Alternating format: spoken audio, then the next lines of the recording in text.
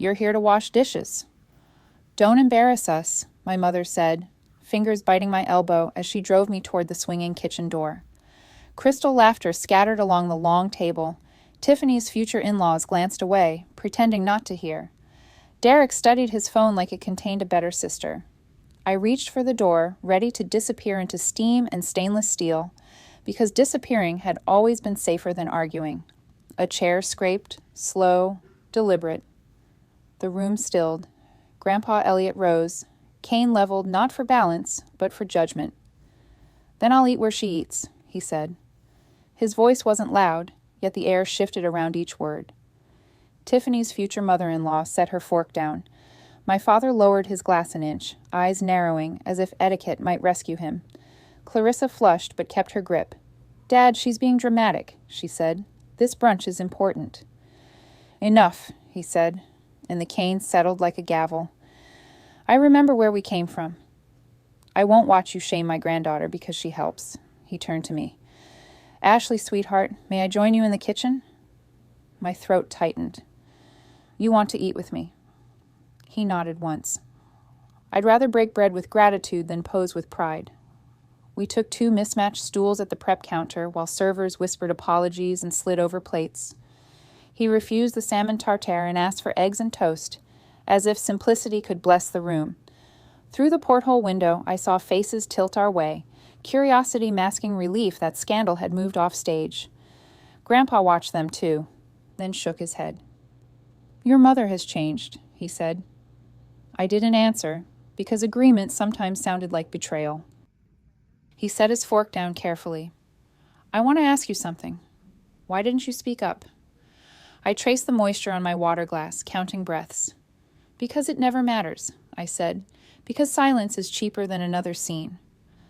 His eyes softened, and something like guilt passed through. "That's on me," he said. "I let ego run wild." He leaned closer. "This brunch is a test, Ashley." She just failed. The door flapped open. Clarissa swept in, voice sharpened to a hiss. "Dad, you're humiliating us." He didn't look at her. "No, Clarissa." "You're humiliating yourself," she shot back. "She's a dropout who works retail." The words stung, but Grandpa didn't blink. "She's the only one at that table who has worked an honest day," he said. Then he turned to me.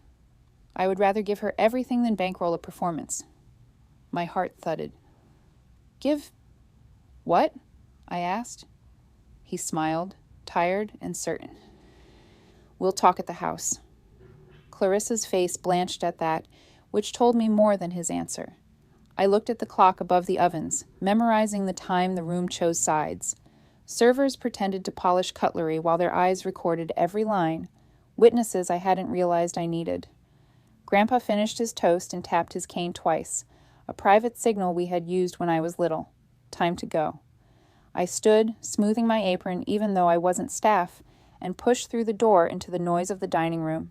Conversations restarted, brittle and bright. Clarissa followed, smile lacquered over fury. Grandpa offered her the faintest nod, the kind people give to strangers, then put his hand on my shoulder. "We'll eat where you're treated like a person," he said, loud enough for the table to hear. I felt the room measure those words and fail. I didn't raise my voice, and I didn't apologize. I just walked beside him, already building a timeline in my head. Who heard, who spoke, who stayed silent. Because some meals end, and some become evidence. Grandpa's bungalow felt smaller than I remembered, the kind of quiet that made clocks sound louder. He didn't take off his blazer. "Sit," he said, tapping the dining chair with his cane. I sat. He crossed to the sideboard, unlocked a drawer I'd only seen once as a child, and brought back a thick, sealed envelope. It landed on the table with a soft thud that felt heavier than paper. "What is it?" I asked. "My will," he said. "Updated, dated, witnessed, notarized." He slid it toward me. "You are the primary beneficiary." My throat tightened. "Why me?" "Because you were kind when no one was watching," he said.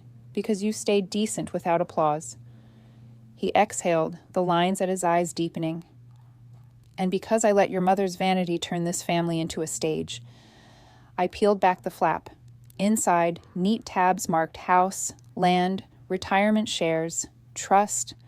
A notary stamp bled through one page like a watermark of finality. 2 witness signatures followed, names I recognized from his church. He tapped the margins. There's also a copy in my safe deposit box. The bank recorded today's timestamp at 12:17 p.m. They'll hate me, I said. They already do, he said softly. This time you won't be powerless. His phone buzzed, slicing the room. He glanced at the screen, then answered on speaker. What now, Clarissa? You humiliated us, my mother said. Tiffany's future in-laws. Do you know what that cost? The only thing it cost was your entitlement, he said. She doesn't belong here, Clarissa snapped. She's a dropout who works retail. Say that again, he said quietly. The line crackled. I could hear her breathing, angry and shallow. You heard me. He ended the call and set the phone face down. Enough noise. I stared at the papers until the words steadied. What if they contest it? They can try, he said, but they won't like discovery. The attorney has copies, and so does the court clerk. If they drag you, we file the affidavits and the recordings from brunch. He nodded at my bag. You took note of the time, yes? I did, I said. Good. Keep a log. Names, dates, calls. He reached for my hand, his palm warm and dry. This isn't about money, Ashley. It's about telling the truth with receipts. I closed the envelope and pulled it to my chest, feeling the corner press against my ribs. What happens now? Now, he said, standing with care, you stop asking to be let in. He lifted his cane, not as a weapon, but as an underline. You walk in, and you set terms. I tucked the will into my tote and snapped it shut. The zipper's sound felt like a seal. On the way out, I paused by his hallway mirror. For the first time, I saw my face without the need to apologize for it. Thank you, I said. Don't thank me, he said. Use it. I nodded, already sketching the timeline in my head. 12:17 bank stamp, 1:04 speaker call, 1:07 disconnect. Evidence first, feelings after. Outside, the air was thin and bright. I tightened my grip on the tote and headed for the fight I no longer feared. The house settled after the call, but the quiet felt loaded, like a curtain waiting to lift. Grandpa didn't sit. He crossed back to the sideboard and returned with a thinner envelope, its edge creased from years of being handled. There's one more truth, he said. You deserve it straight. He spread photographs across the table, my mother in a yellow raincoat, laughing. A hospital bracelet looped around a newborn wrist, a Polaroid of me at 2, frosting on my chin, perched on Grandpa's knee. He placed a certified copy of my birth certificate beside them. Mother, Grace Monroe, he read softly. Father, Thomas Monroe. He slid over a stapled court packet. Marriage record, Tom and Clarissa, June 5th, when you were 2 years and 4 months. Temporary guardianship order follows. No adoption, no name change. My breath stuttered. So I was never hers, I said. She married your father and decided appearances mattered more than truth, he said. I told myself time would soften her. It didn't. Memories flashed with a cruel new brightness. Clarissa pulling me from photos, the kids' table at holidays, the way she introduced me as helpful instead of daughter. The pattern reorganized into something I couldn't pretend was random. She called me a burden, I said. All those years I tried to earn a place that didn't exist. Grandpa sat at last, his blazer still buttoned, as if respect might hold the room together. Grace died when you were barely 2, he said. Your father drowned in grief and in work. I should have stepped in harder. I didn't. That's on me. I turned the Polaroid in my fingers, the white border soft from age. Why now? I asked. Why not tell me when I could have left sooner? I wanted proof in your hands before truth in your ears, he said. Paper first, then pain. If I told you as a girl, Clarissa would have spun it into disloyalty. Today, she can't. He pointed to the custody order. Filed in Arapahoe County, July 2nd. I have the clerk's attestation. If they contest your standing, this answers it. He tapped the birth certificate again. And this anchors everything. Tears came hot and unceremonious. I hated crying in front of Clarissa. With Grandpa, it felt like breathing after holding it too long. I thought I just wasn't enough, I said. You were more than enough, he said. You were inconvenient to their story. I stacked the documents carefully, adding them to the will in my tote, each page a rung on a ladder out of a hole I hadn't dug. Through the front window, the afternoon thinned into winter light. Somewhere a neighbor shoveled, metal scraping concrete in steady strokes. I wiped my face and drew a line in my notebook. Origins. Verified. Dates, courts, witnesses, a clean chain. Grandpa squeezed my hand once. When you walk back into that house, you don't argue identity. You present it. I nodded, throat raw but steady. I wasn't hunting for permission anymore. I was carrying proof. And proof was louder than any name she refused to call me. I drove straight to the estate and parked at the curb so the cameras would catch my arrival. The front door opened before I knocked. Clarissa filled the frame, smile tight, perfume sharp. You're not welcome here, she said. That's odd, I replied, stepping past her, because our lawyers will be meeting here often. Derek rose from the sofa, remote in his hand like a prop. Tiffany crossed her arms, already rolling her eyes. My father stayed seated, face unreadable. I set my tote on the coffee table, pulled out the thick envelope, and laid the will flat. Updated, signed, witnessed, notarized, I said. Filed and time-stamped. Tiffany scoffed. You're waving paper like it makes you a Monroe. I kept my voice even. It doesn't make me anything. It records what already is. I slid copies toward each of them. House, land, shares, trust, read. Derek reached first, scanning the stamps. Grandpa did this? He did, I said, because decency counts.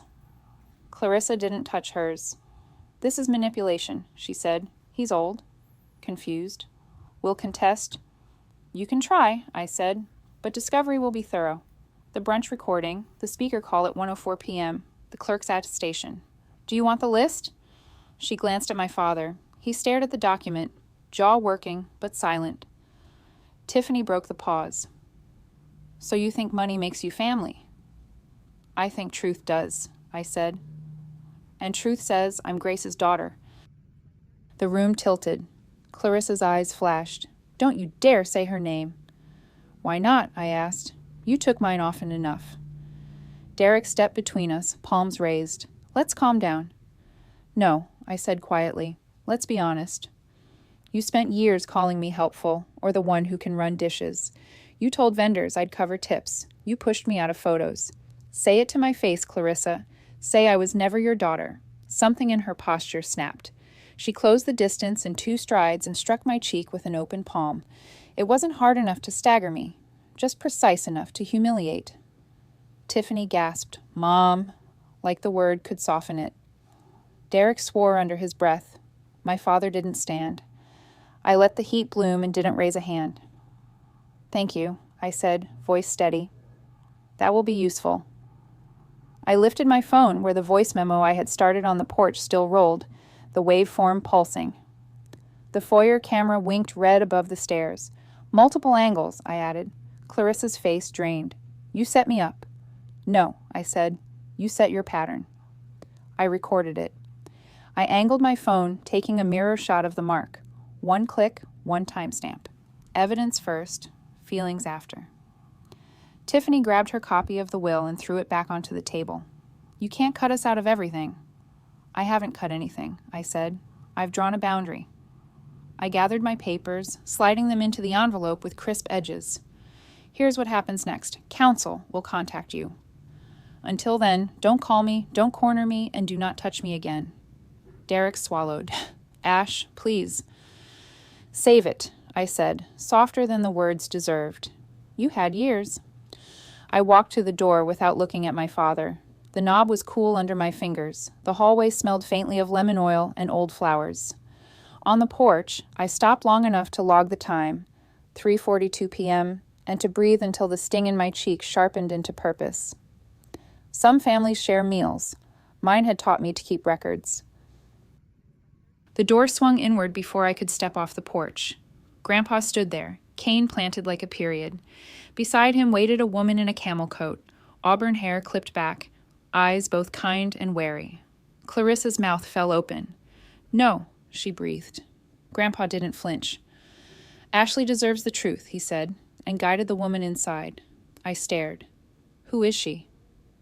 Marianne Carter, he said, Grace's sister. Your aunt, my knees went loose. Clarissa hissed. She's nothing. A memory from a dead woman. Grandpa's voice rose, clean and edged. She's family. The room shrank around us. Tiffany retreated a step. Derek looked at the rug. My father stayed seated, as if stillness could erase the scene. Marianne lifted a worn purse and pulled out a rubber-banded stack. I wrote every birthday, she said softly, every Christmas. She set the envelopes in my hands. My name looped across each one in careful blue ink. The postmarks marched through years I remembered as quiet. My fingers shook. I never saw any of these. She intercepted them, Grandpa said. Clarissa didn't deny it. She folded her arms and stared past us. Marianne eased a small photograph from the pile, a young woman in a yellow raincoat, barefoot on a porch, holding a dark-haired toddler. Your mother loved rain when everyone else hid from it, she said. She said puddles were small oceans. I didn't know whether to laugh or fall apart. Why didn't you come sooner? I asked. I tried, she said. She returned my mail. She blocked my calls. I thought barging in would make it worse for you. Her voice thinned. I'm sorry. The room smelled of lemon oil and old smoke. I sat because standing felt impossible. Grandpa took the chair beside me and rested his palm on the table, the way he did when telling hard truths to a stubborn contractor. You were never unwanted, he said. You were inconvenient to a story she sold herself. I slid a thumbnail beneath one flap and opened a letter. Inside, Marianne had drawn a crooked birthday cake with 20 candles I never blew out. A pressed daisy dropped into my lap. The ache arrived without warning. I pressed the flower between my palms and let the tears come. No performance, no apology. Clarissa stormed out, heels beating a retreat down the hall. Tiffany hovered, then followed. Derek stayed, shame rooting him in place. He reached toward the stack, then stopped. Ash, he began. I shook my head. Not from you. Not yet. He nodded and stepped back. I should have fought harder, Marianne whispered. You did, I said, voice rough. I just didn't know. Grandpa tapped his cane once, enough to gather the room back around us. We keep the originals with counsel, he said. You keep scans. We log every envelope, date, postmark, condition. He looked to Marianne. You'll give a statement. She nodded, already removing a small notebook from her purse. We moved to the kitchen because kitchens were where truth fit. The kettle clicked on. Steam rose. Marianne told me how Grace sang along to Motown while chopping onions, how she tucked notes in boots for luck. Each detail stitched a shape where a hole had been. I wrote, line by line, while the letters dried in neat rows on a towel. When the tea was gone, Grandpa slid a slim file across the table. There's more to do, he said, gentler now. But tonight, you rest with proof. I gathered the envelopes, the photo, the daisy, and placed them in my tote beside the will. Paper first, then pain. Tomorrow, the mission. By morning, I stopped asking and started signing.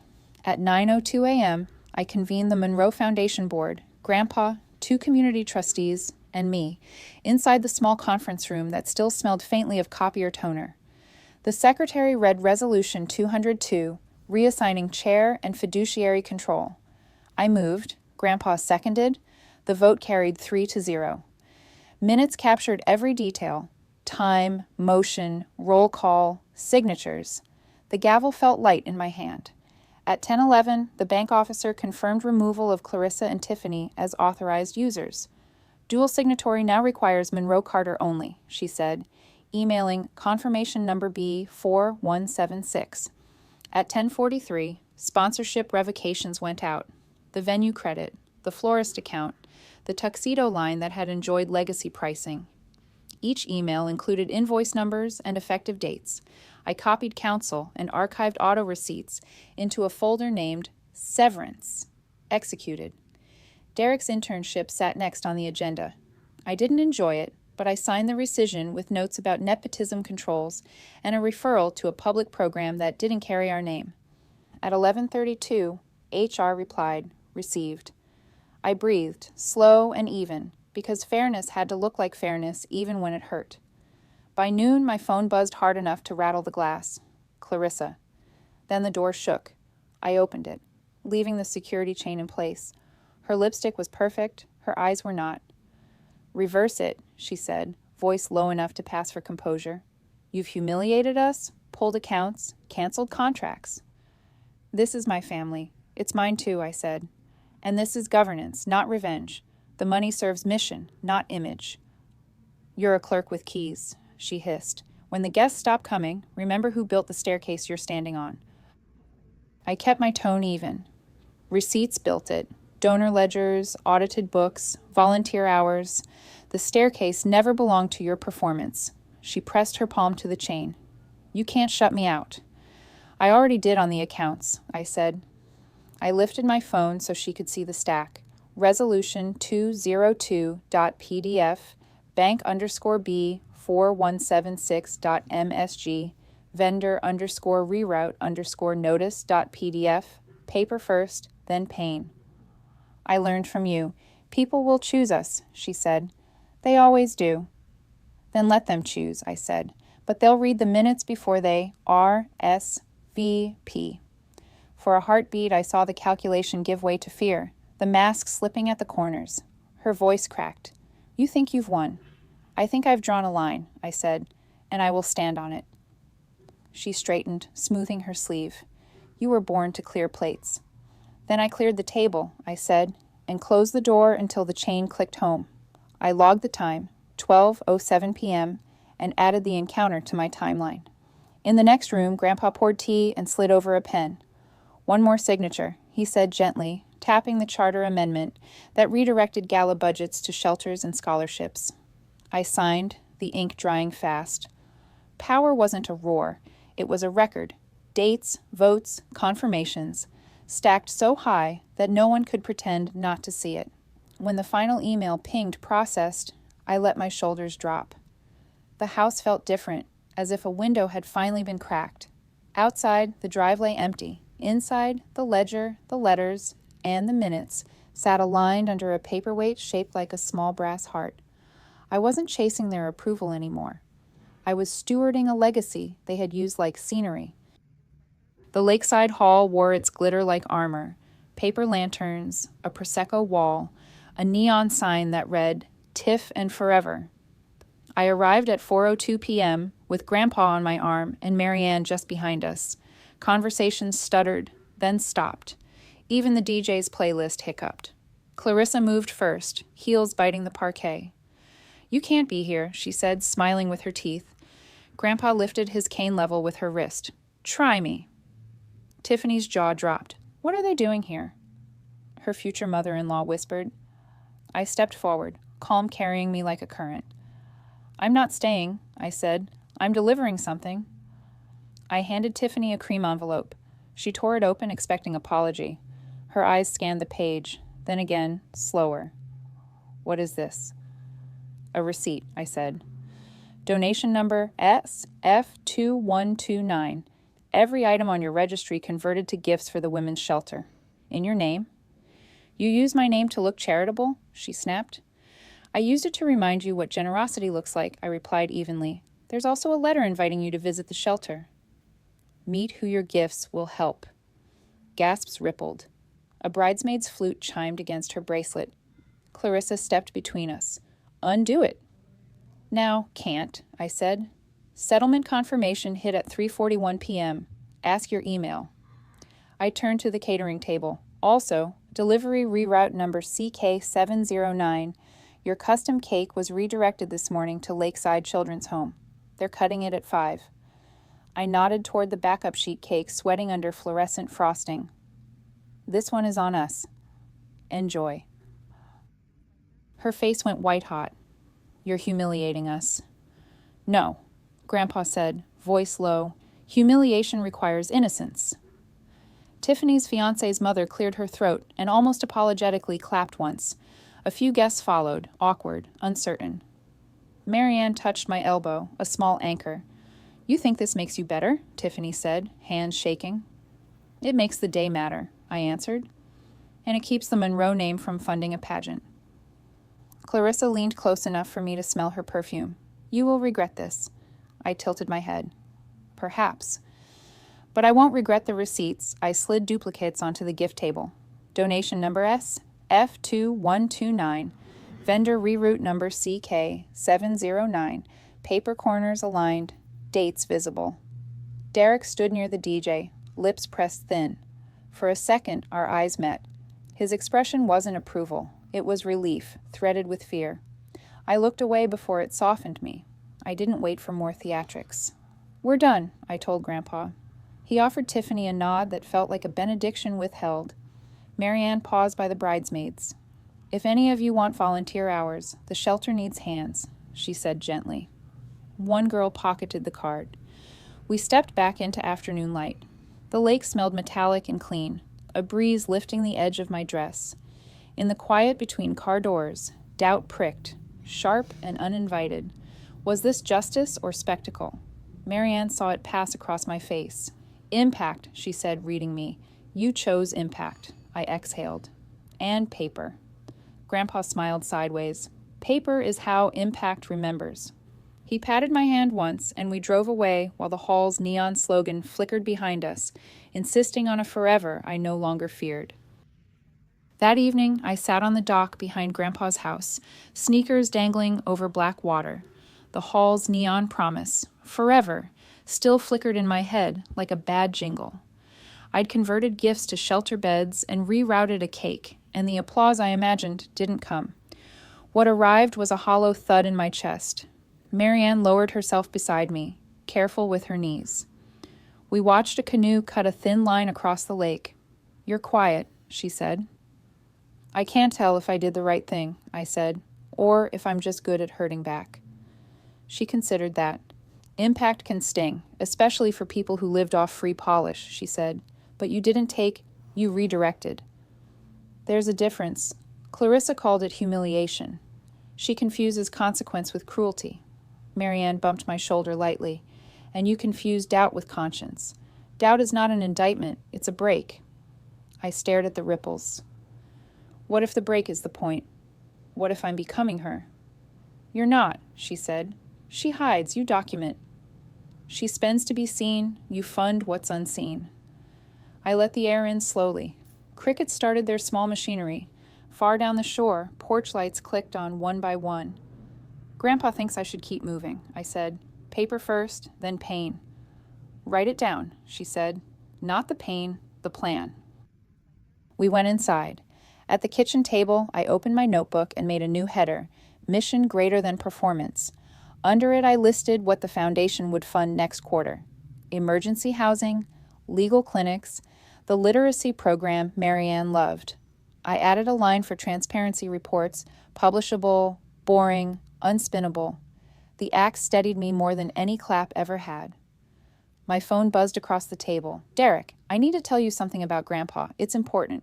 Meet me tomorrow. Alone. I stared at the glow until the message dimmed. Marianne read my face. Trouble? Maybe, I said, or a late truth. Choose a public place, she advised, and send me your PIN when you get there. I nodded and flipped to a fresh page. Talking points for a statement formed in quick strokes. Identity is not revenge. Governance is care. The Monroe name serves service. I wasn't drafting a defense. I was drafting a center to stand in when they spun. Before bed, I filed copies of the donation receipts and cake reroute confirmations in Severance. Executed, then texted Grandpa the plan for morning. He answered with a single word, proud, and a timestamp I logged out of habit. At the window, the lake lay dark and plain, a truth without decoration. I pressed my palm to the glass and let the quiet answer me back. I hadn't won anything. I had chosen. Tomorrow I would hear Derek out. Tonight I would protect the part of me that still wanted to build instead of burn. I chose a public bench at City Park and texted Marianne my PIN. Derek arrived with 2 coffees and a face that looked older than last week. He stood for a second, unsure. I thought you wouldn't come, he said. I almost didn't, I answered. Say it here. He sat, elbows on knees. You think Grandpa changed the will 2 weeks ago, he said. He didn't. He changed it last year. He handed me his phone, an email from Monroe and Ames, subject, testamentary amendments, March 14th, copy to Dad, Clarissa, and him. In the thread, Grandpa had written, "This stands because Ashley paid Lydia's hospital balance without telling anyone. That girl has more heart than all of us." My chest tightened. "You all knew," I said. He nodded, shame plain. "Mom did. Tiff did. We kept you small so you'd stay out of the way." He let the sentence sit, then added, "I'm sorry." I stared at the ducks, their quick, pointless arguments sounding like static. "Why tell me now?" "Because Mom's moving," he said. He scrolled to screenshots. A PR consultant named Paige Merrill, a subject line narrative control, urgent, a list of people to call, my old manager at Harbor Outfitters, Velez, Professor Lane from Metro State, my ex, Evan Pike. Another message to a blogger read, "Gold-digging dropout hijacks family brand." Derek exhaled. "She's collecting stories." Twisting them, I took the phone and forwarded the screenshots to myself, then to counsel. "Thanks," I said, because gratitude didn't cancel fury.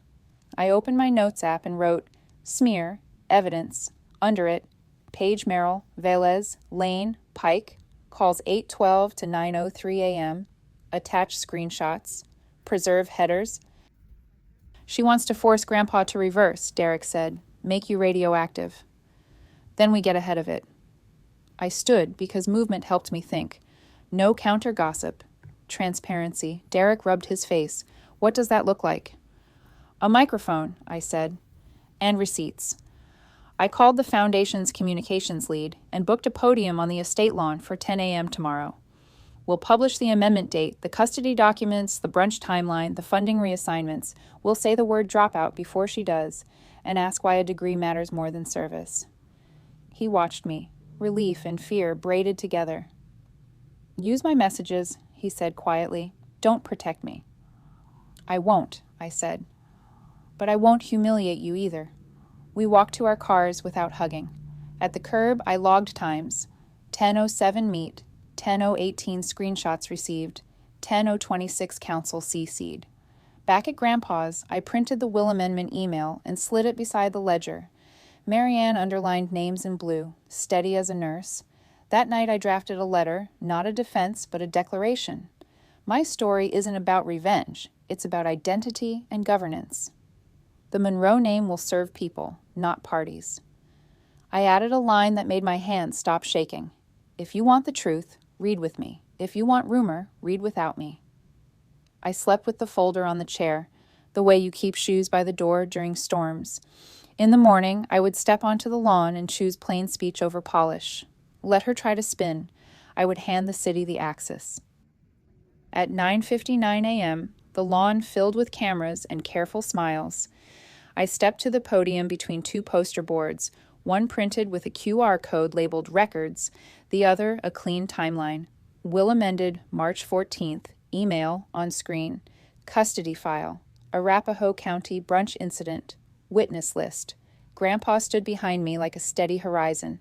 Marianne held a slim folder of exhibits. Derek hovered near the hedges, pale, resolute. Clarissa arrived late with a PR woman in beige and a smile that showed too many teeth. I adjusted the mic. "Good morning. My name is Ashley Monroe," I said. "For 20 years I was told to be quiet, useful, and forgettable. Today I'm publishing the truth I paused, then chose my own bruise. Yes, I'm a college dropout. I worked retail, and last year I paid a relative's hospital bill in cash. That is why my grandfather amended the will. The email is on the screen behind you. The PDF lives at the QR code. Reporters dip their heads to scan. I am Grace Monroe's daughter," I continued. "Documents confirming custody and guardianship are included. Stop calling speculation family history. Read what is filed." Beside me, the monitor advanced through the clerk's stamps and witness signatures. I kept my voice even. "The Monroe Foundation will serve shelters, clinics, and classrooms. We will publish monthly ledgers. We will not sponsor pageants," Clarissa tried to interject. "This is slander," but the mic wasn't hers. I met her eyes. "If you have receipts, bring them. If you have rumors, keep them." The PR woman tugged her sleeve. The camera stayed on me. Questions came. How many dollars? Which programs? Why now? I answered with numbers, not adjectives, line items, dates, vendor IDs. We'll miss a few parties, I said, but we won't miss rent at the shelter. When it was done, I folded my notes and stepped back. Derek clapped first. Not loud. Enough. By evening, the headlines shifted tone. Dropout to director. Monroe Heir publishes receipts. Clarissa's coordinated blog post surfaced and sank in a day. My old manager emailed a quote I hadn't asked for. She showed up early, stayed late, and paid for a stranger's cab home. I archived it with the rest. 2 nights later, a small box waited on Grandpa's porch. No sender. Inside lay a faded photo of Grace in a yellow raincoat, barefoot, holding a dark-haired toddler who looked ready to bolt into the rain. On the back, in soft blue ink, "You were always meant for more. I always knew you'd find your way." No signature. I pressed the picture to my chest and let the room be quiet. Marianne found me at the kitchen table. "Archive or keep?" she asked.